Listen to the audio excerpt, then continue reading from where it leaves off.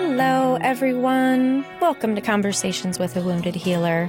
I'm your host, Sarah Bueno. I am a licensed clinical social worker and the founder of a group practice called Head Heart Therapy in Chicago, Illinois. And I am so happy that you've joined me today.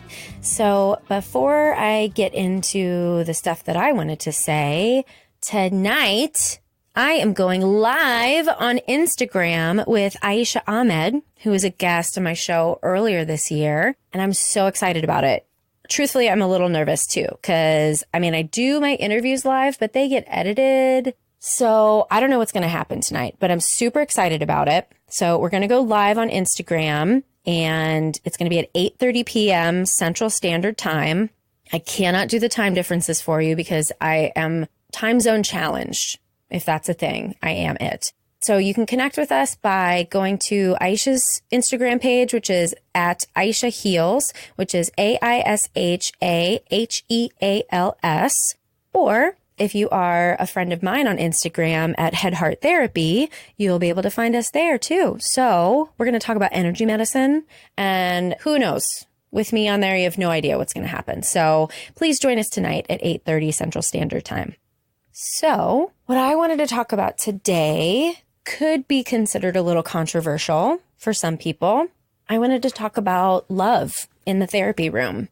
So I had an experience recently with one of my clients that just made this idea bloom for me in a really different way than I've ever experienced before. So if you listen to Susan Lipschutz's episode of my podcast, she's my therapist. If you've heard that one, you know she's my therapist. And we talk a lot about love. One of the things that she says is that we've forgotten that love is a super important part of therapy.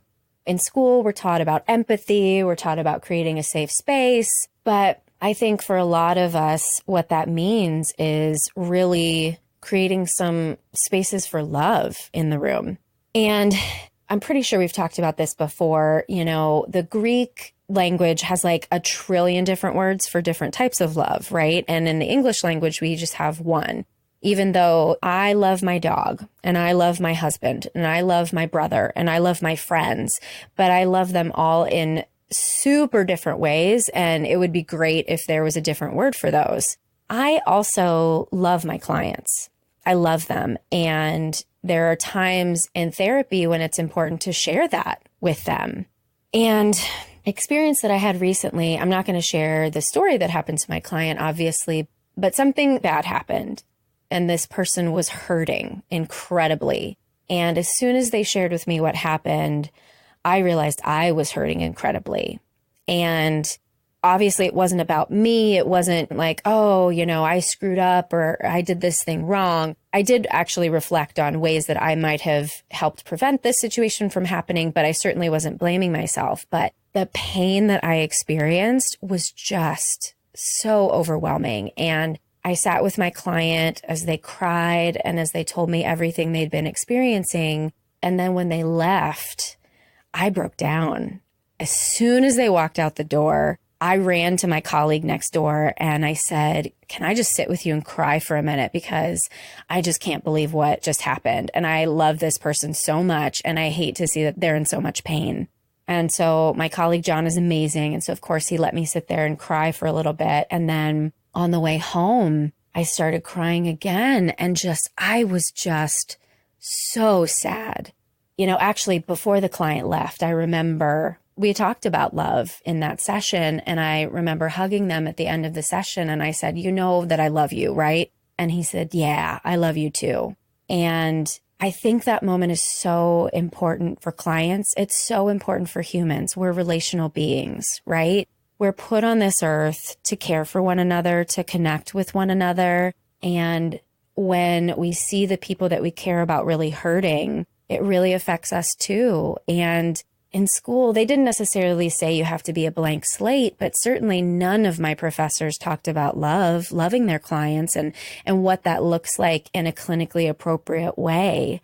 And I've done a lot of Brene Brown's work, and I will always credit her with giving me permission to feel like I could be myself as a therapist instead of trying to be the picture of the therapist that I envisioned I was supposed to be, or the therapist that's portrayed in the movies, or the therapist that they're trying to tell me to be when I was in school.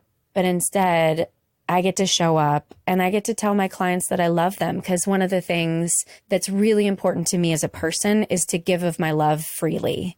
And you know what? It's bitten me in the ass sometimes. Sometimes I love people who don't love me back the same way I love them. Sometimes I love people who are so hurt they can't help but take advantage of the gift of my love that I'm giving them.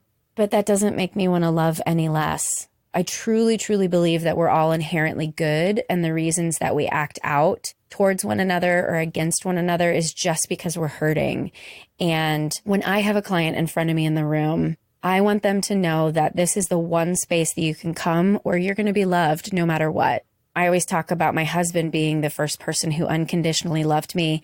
And I think that's true to some extent. But when I think back to some of the therapists that I had earlier in my life, I know that they probably loved me too. And when I was 17, having my first therapy experience, that wasn't something that we talked about at the time, but I know that that 17-year-old girl wanted that unconditional love, and I did feel safe in that space. So thank you to all the therapists I've ever had in my life, and there have been a lot.